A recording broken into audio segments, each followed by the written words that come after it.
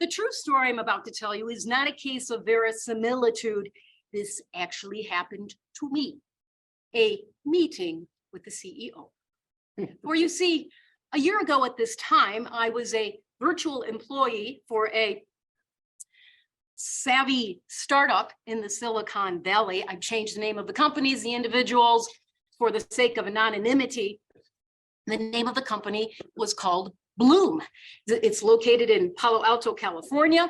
Also, at this time last year, I found myself very oppressed by this winter weather. I do get a touch of the seasonal affective disorder.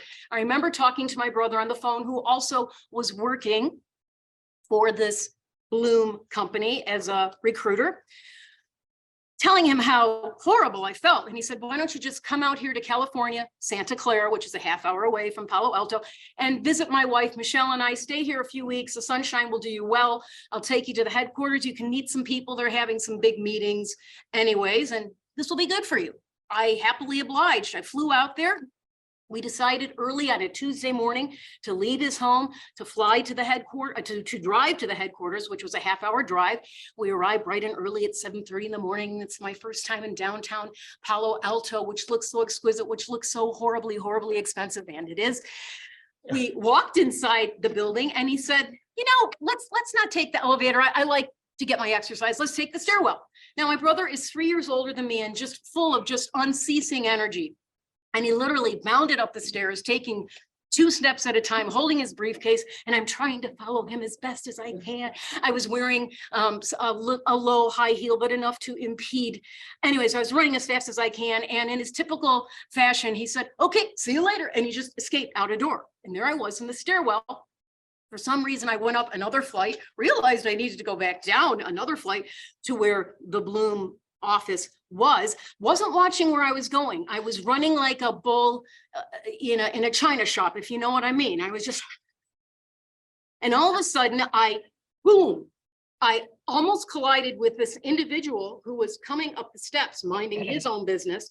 I almost touched his forehead. He looked very shocked. One of those looks like if you almost hit someone, they just kind of like, and they look a little bit angry almost, and then he composed himself. I had bumped into the CEO of the company.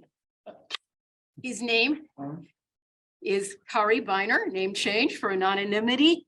This man is a certified billionaire. He sold off another company and was managing Bloom. He is a very regal, very dignified person, just very cultured, cosmopolitan. His physical description, I would describe him as he looked kind of like a semi-retired game show host. He had a shock of silver hair, tanned, beautiful skin, high cheekbones, nice toothy smile, and black bushy eyebrows. He had this very perfectly tailored navy blue jacket, jeans, blue shirt, and his little briefcase, and I had almost bumped into him. I apologized, but the thought that I recognized someone in the company, and the fact that I was meeting the CEO, even if it was an unexpected meeting, was still very exciting to me. I launched into my friendly mode. I outstretched my hand and I said, how nice to meet you. My name is Ann Amert.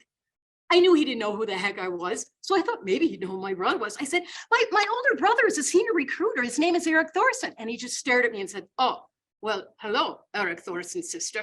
And then he just bounded up the stairs.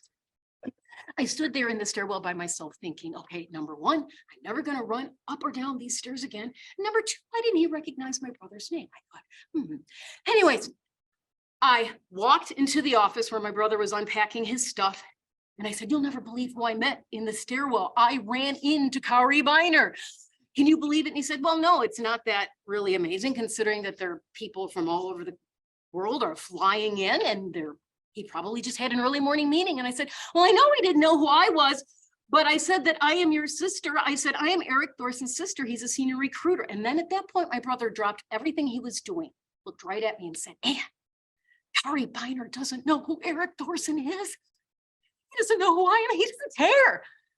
At that point, the realization of how much I truly had made a fool of myself completely enveloped me. I had bonked a billionaire in the forehead. I dared to introduce myself after that.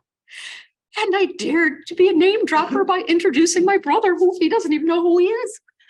Then my joy turned to dejection as I said to my brother, the only person who I could share this with, I said, how is it I hadn't even been in the building for 5 minutes? How do you manage to bonk into the CEO within 5 minutes of being in the building? I hadn't even been in the Silicon Valley for 3 days, but all I can end this with is, my fellow Toastmasters, if you ever find yourself in the Silicon Valley, will you do me a favor?